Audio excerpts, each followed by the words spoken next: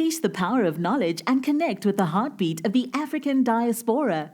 Download our African Diaspora News Channel app now on Google Play and Apple App Store. Stay informed with authentic and diverse perspectives, breaking news, and cultural insights. Immerse yourself in a community that celebrates unity, resilience, and progress. Experience the vibrancy of the diaspora at your fingertips. Don't miss out. Empower your perspective today. Search African Diaspora News Channel and join the conversation. So we have three of them, folks. One was doing a makeup tutorial on TikTok. And then as the camera spans over, you see two of them in blackface. Take a look.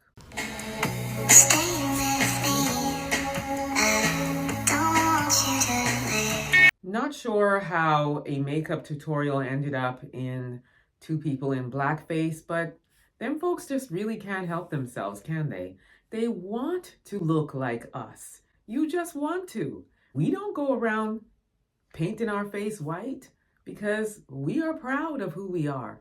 Y'all are the ones that are constantly in tanning beds, tanning to get darker, lip fillers, cheek fillers, butt fillers, BBLs, all of the things that we have naturally, y'all are trying to do, including painting your faces black.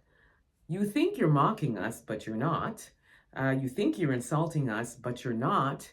You guys are the ones that look ridiculous doing that.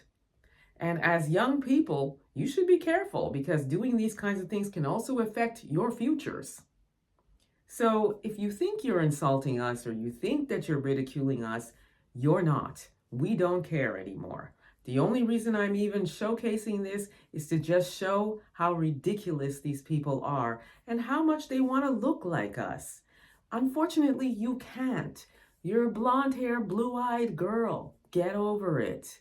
You can tan as much as you want. You can put as many fillers in your face and your mouth and your butt and everywhere else.